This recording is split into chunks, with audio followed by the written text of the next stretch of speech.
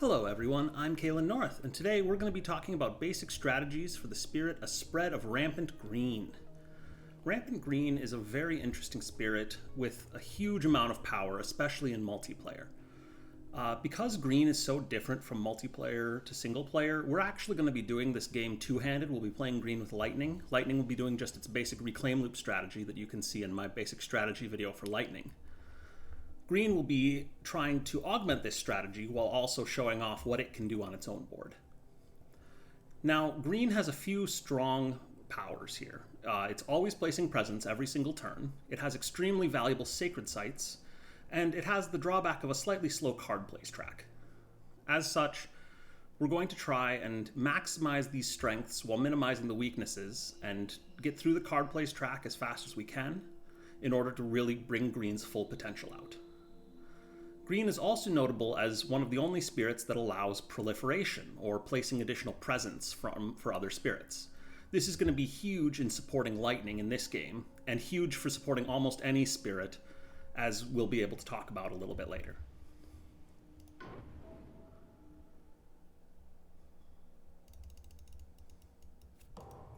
Invaders start in the wetlands, and so we actually start in one of Green's strength areas. Now, Green is especially strong in jungles and wetlands because it can always be adding presence to jungles and wetlands. Getting into sands and mountains is a slightly more difficult thing. We can only do it with this middle growth option or with our card Overgrow in a Night. Thus, when the invaders go into the sands and mountains, we're going to want to prioritize being able to get into there to help get sacred sites to stop builds. I alluded to this a little bit earlier, but choke the land with Green. Whenever invaders would ravage or build in a land with your sacred site, you may prevent it by destroying one of your presence in that land, is a huge power for Green. It's very, very effective. Shutting down invader builds, shutting down invader ravages, generally just making the game go so much better for Green. Now, Lightning, as we talked about, is going to be doing its basic reclaim loop strategy. I'm going to have Lightning grow twice from the top track, and we are growing into the sands again. That's for positioning. It is usually better to change what kind of terrain you're going into as Lightning so you don't have as much concentration. But I want to be able to access land 2 here with my sacred site, and I don't want to go into land 2. Lightning plays no cards turn 1. And then we go over to Green. Green is going to gain a power card and gain 3 energy turn 1 in the build we're using. We are going to gain a minor power. And this is going to be something that we probably won't play until turn 3 or so. So we want to pick something that's opportunistically good for us. Sap the Strength of Multitudes is a nice defense power. We can always use more defense. Steam Vents is a little overcosted and doesn't have great elements for us. Green does struggle to destroy explorers other than via Dahan counterattacks, but Steam Vents isn't likely to be the make or break for us on that. Savage Maw Beasts could be useful. We are already strong in the jungles and wetlands, and we're not going to get that threshold, so it's not likely to be as good. And Song of Sanctity at least has decent elements for us, even if the effect isn't necessarily going to be the most useful. In this case, I'm going to take Sap the Strength of the Multitudes just because I think the defense is going to have the greatest utility for us later on. And then we're going to add a presence, and we want to add a presence to make a sacred site in land 8. Reason for this will be clear in a moment. So we're going to add first from the top track. I know I said earlier that we want to rush the bottom track, but adding to the top track first is actually really useful here because it gets us enough energy to enable our turn 2 and 3 plays. We're going to start with Fields Choked with Growth. Fields Choked with Growth, by pushing a town, basically solves a land for us, and that way we can ignore that land in the Ravage next turn and focus on growing and focus on improving our overall board state. So no fast powers, invaders build in the wetlands, and we're already going to use Choke the Land with Green to prevent a build in land 8. That's going to solve land 8 for us just at the cost of a presence, which is excellent. Invaders explore in the mountains, which isn't great for us, but is okay. As stated earlier, Green has trouble getting into the sands and mountains. So we're going to use Fields Choked with Growth to solve a land. In this case, I'm actually not going to use it on land 5 or 3, which would be sort of the obvious place to do it, because we're going to actually use Green's right innate, all-enveloping green defend 2 and actually solve land 5 that way next turn. Instead, I'm going to use Fields Choked with Growth to prevent a city build in land 7. We really don't want them to get a city there, so I'm going to take that town and I'm just going to push it into land 4 where we already have a presence, and we'll leave it there for now. Alright, next turn we'll cover Lightning first. Lightning's going to do its 2 presence placement from the bottom track. We want to get over onto Green's board to get a little more access to the rest of the board. I'm going to go ahead and place those 2 presents in land 5. We are going to defend that land, and so it should be safe. And that gives us access to most of Green's board for Lightning. Lightning will play Lightning's Boon, Harbingers of the Lightning, and Shatter Homesteads. Again, pretty standard stuff for Lightning. And now Green is going to do something a little weirder. Green is going to add a presence and gain a card play this turn, as well as adding a presence to a jungle or wetland. We're going to add that presence in a mountain from the bottom track. I'm going to do it in land 7 because I really don't want them to build inland towns if I can help it. And I'm going to add a presence, again from the bottom track, in land 4 to create a sacred site. The sacred site there is mostly important because all enveloping Green requires a sacred site, and we wanted to use that to solve land 5. Now Green this turn gets 3 card plays. 3 card plays on turn 2 is pretty good here. We can play the rest of our starting hand, so Gift of Proliferation, Overgrow and a Knight, and Stem the Flow of Freshwater. Then, that triggers Creeper's Tear into Mortar at level 2, and All Enveloping Green at level 1.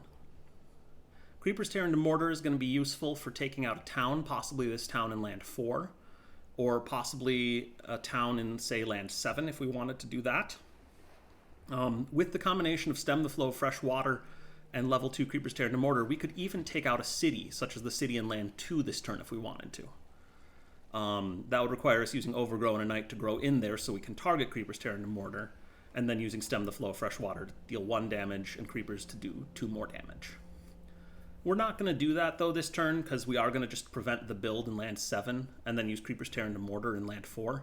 And so Stem the Flow of Freshwater is going to be a bit of a dead card for us, but it is still a very useful one. Especially when paired with Creeper's Tear into Mortar, and it has good elements which are going to enable our defense this turn. So finish playing cards. Lightning is going to do lightning things. We're going to push Dahan into land 3 for a counterattack. We're going to destroy the town in land 3, and we're going to destroy the town in land 1. And then we're going to Lightning's Boon Green.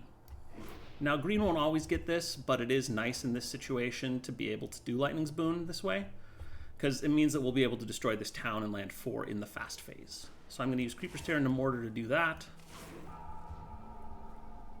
Then, Overgrow and a Knight, we're going to use to get another presence into land 7. Again, there's only 2 ways to get presence into Sands and Mountains. It's via that middle growth option of adding a presence at range 1, and via Overgrow and a Knight. So that's how we're going to get a Sacred Site in land 7 to stop that build. So we'll go ahead and add 1 presence. We're going to go from the bottom track. Reason for this being that way we can unlock that 3 card play slot next turn. We're going to All Enveloping Green to defend land 5. Land 8 is taken care of by having prevented the build last turn. And Stem the Flow of Freshwater isn't really going to do much for us. So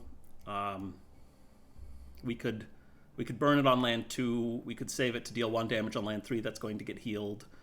There isn't really much reason to use it here. I'll go ahead and use it on land 2 just because.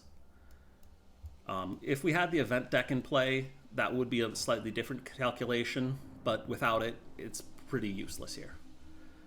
Gift of Proliferation, we're going to go ahead and use on Lightning.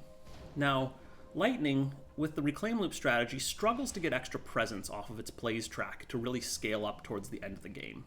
In this case, because of Gift of Proliferation, we're actually going to be able to get that extra presence that's so hard to reach in other games. So I'm going to gain a presence from the card plays track and put it into land 6, giving us slightly more coverage of the rest of the board, and also enabling Lightning to get 5 card plays. Invaders build in the mountains. Green prevents one of the builds. And the invaders explore in the jungles. Time passes. Now this time we're going to take green's first growth option. We're going to reclaim cards and gain another power card, another card from the minor deck this time. Gift of Power has excellent elements for us and has a very good effect for helping boost lightning, so that's probably going to be our pick. Drift Down into Slumber is an excellent defend card, but we did already get Sap the Strength of Multitudes, so it's slightly less appealing now than it would be otherwise.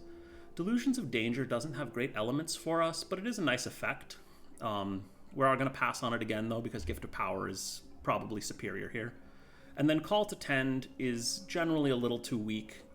In this case, the elements are all right, having water and plant, but we aren't really going to need to worry about blight removal or slow Dahan pushing because we already have those effects. So, Gift of Power. And then we're going to add a presence, and this turn we want to try and stop a build in the jungles if we can, as well as defending land 3 for green's board. Lightning is going to do lightning things on its board, so I'm going to actually grow from the bottom track again, getting us our third card play, and going to land 1.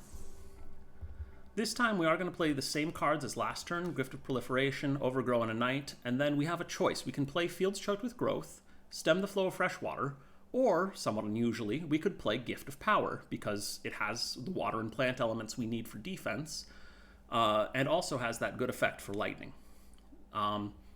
In this case, because we are going to solve both of these lands by preventing the build, I will play Gift of Power just to try and give lightning that extra little boost. And this will also let us still deal damage to towns somewhere.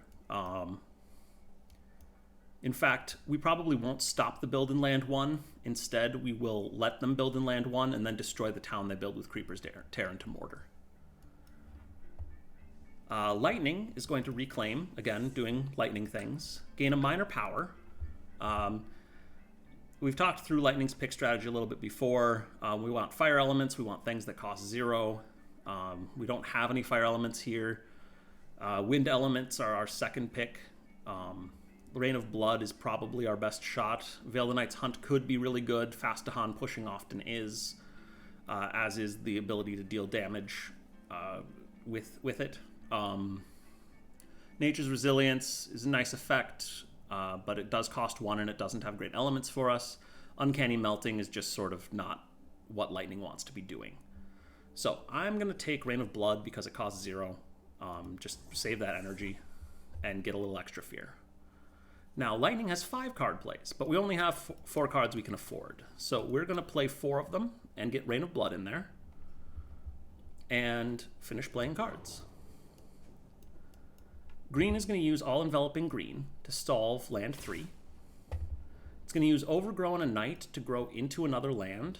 In this case, I was going to grow into land 1 and prevent the town from building, but as we discussed, Creepers Tear into Mortar is going to be a little more useful if we let them build and then destroy it for the fear. And so I'm actually going to use Overgrow and a Knight to get us a presence into that Sands in land 2. We are going to want to be in there eventually to help take out that city. I'm going to grab the plant element, which actually, by grabbing the plant element, I unlock level 3 of Creepers Tear into Mortar, which means we can just destroy the city here, admittedly at the cost of not destroying the town in land 1. But we can deal with that next turn by defending it, so it's a trade-off that's probably worthwhile. Gift of Proliferation we're going to use on Lightning. Lightning is going to go up to 6 card plays and build another Sacred Site in land 6 on Seaboard. And then we need to solve the mountains for Lightning still. So, we're going to Harbingers of the Lightning, push Dahan, 1 into land 8 and 1 into land 6. Use Thundering Destruction and Shatter Homesteads. So again, Lightning doing lightning things. There isn't a great target for Rain of Blood, even if we used it before Thundering Destruction and Shatter Homesteads, just because we don't have any lands with 2 or more buildings in them. So I'm just going to pick an arbitrary land, or actually I'm not going to pick an arbitrary land. I'm going to wait on using Rain of Blood to the slow phase, because then they'll build in land 2 and we can target it there for the extra fear. Lightning's Boon on green gives us Creepers Tear into Mortar and Gift of Power fast. Creepers Tear into Mortar can destroy this city. And Gift of Power gives Lightning a new power card. All right, Purifying Flame has good elements for us. The effect is kind of meh, but it is potentially useful, and we could clean up some blight with it. Elemental Boon is, of course, excellent in most matchups. It by default has the right elements for us because we can just pick the right elements, and is pretty good overall. Gnawing Root Biters cost 0, which is nice, but the effect is kind of meh for lightning in this case. And Entrancing Apparitions, while it's a good effect, is not going to be doing all that much, I think, for lightning this game. So I'm sort of waffling between Elemental Boon and Purifying Flame. I think Elemental Boon is going to be the more powerful card here, because we can use it to pump up green as well as to improve lightning. And then, rather than using Rain of Blood, now we're going to wait on that, and so finish using powers. And in each land, defend 1 per Dahan. Sort of an unnecessary extra defense, but we take out all the mountains, except for land 7 over there.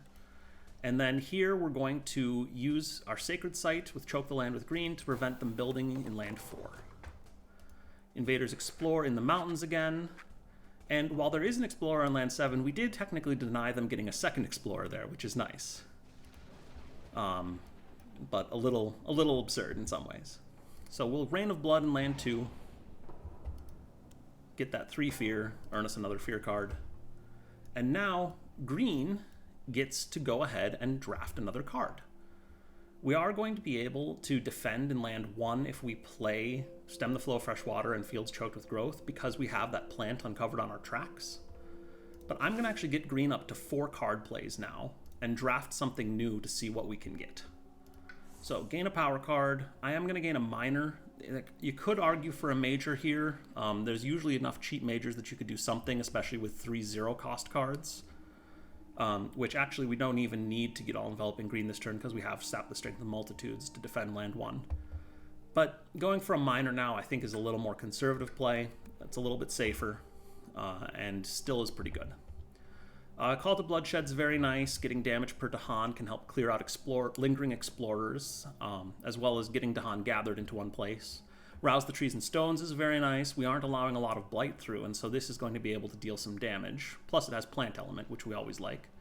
Land of Haunts and Embers is a useful effect. I am going to pass over it this time, just because we don't really need it that badly. It's usually a little more worrisome when we really want that range 2, but green actually has pretty good range to cover the whole board. Call to Migrate, again, a nice card in some ways, but a little overcosted for the effect as far as green goes, and really not very good elements. So I'm going to go ahead and just take Rouse the Trees and Stones, get that extra plant element, and get a little damage onto green's board. Then we're going to place Presence in Jungle or Wetland. I'm going to go ahead and put that Presence.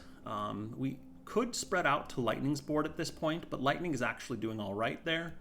And so I'm going to put it onto green's board to get another Sacred Site in order to be able to play Rouse the Trees and Stones, as well as Stem the Flow of Fresh Water this turn. So let's go ahead and place from the Plays track into land 4. And then play all 4 of our cards, which is going to give us almost a level 2 of All Enveloping Green, which is kind of nice. A little overkill, but kind of nice. And then Lightning is going to Reclaim, gain a new minor, and Gift of Living Energy seems like a solid pick here. Costs 0, has Fire Element, gives green some extra energy to work with. Drought is a really nice power. It's kind of overkill again for us here. Lightning doesn't really have the sun elements to get it thresholded, which makes it less good. Pull Beneath the Hungry Earth isn't going to work quite as well, just because we don't have as much need to hit sands and wetlands right now. We've got jungles and mountains on the board currently.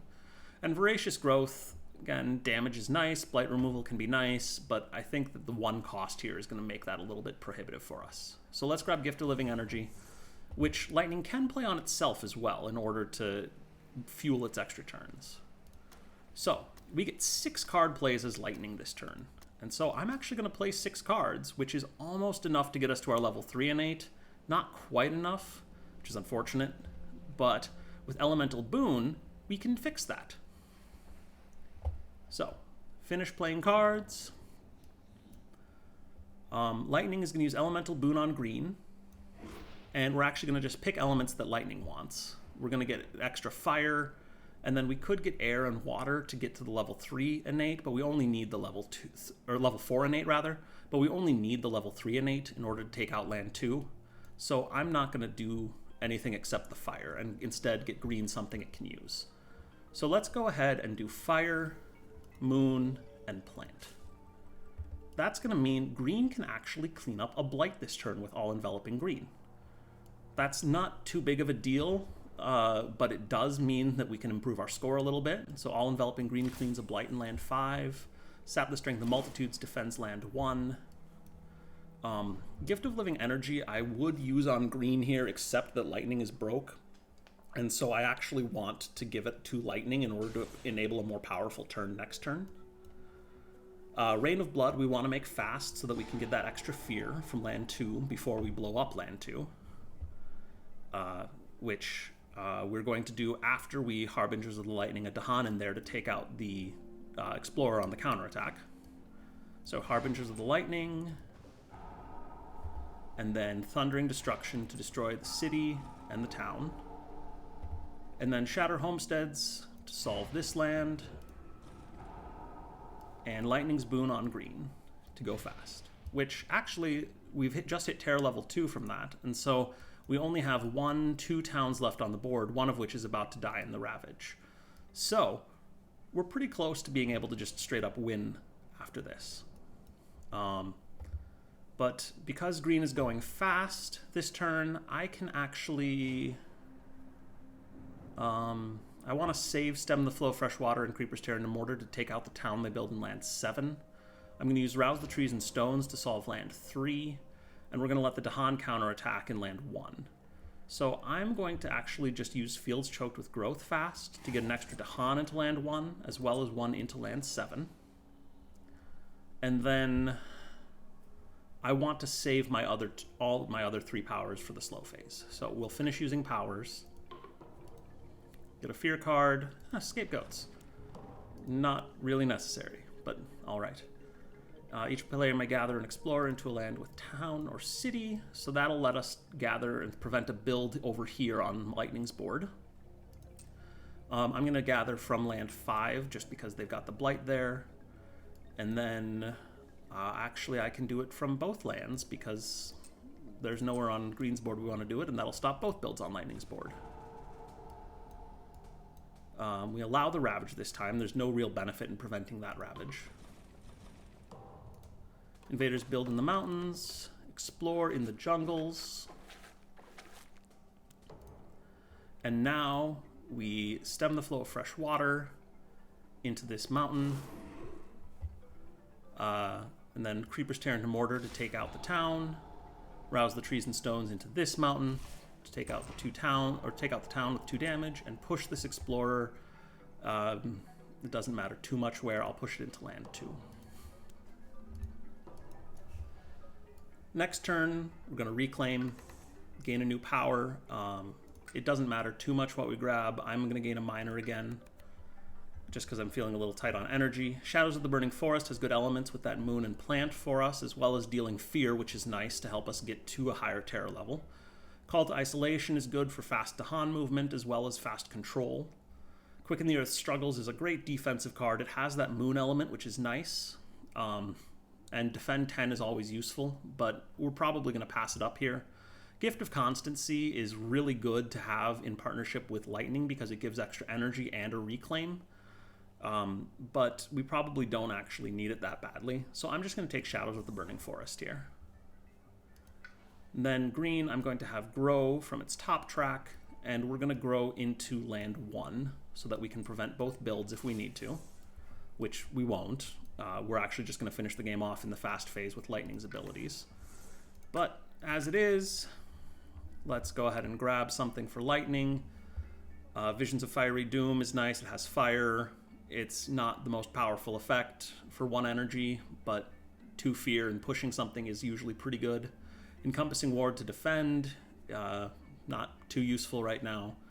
and also not great elements. Reaching Grasp can be very useful for lightning, but it has not great elements, but it does cost 0. And Devouring Ants is another one that's kind of useful, but not the most. So I'm just going to take Visions of Fiery Doom. We probably won't play it, because really the only card we need to play right now is Shatter Homesteads to take out the last town. If we did want to do more this turn, green would play 4 cards. We'd probably play Gift of Proliferation again, which would let lightning start working on its energy track. And we'd probably also play Overgrown and Night to try and either get more fear or to get more presence out onto the board. As it is, though, I'm just going to finish off the game with Shatter Homesteads, finish playing cards, and there's a Terror level 2 victory.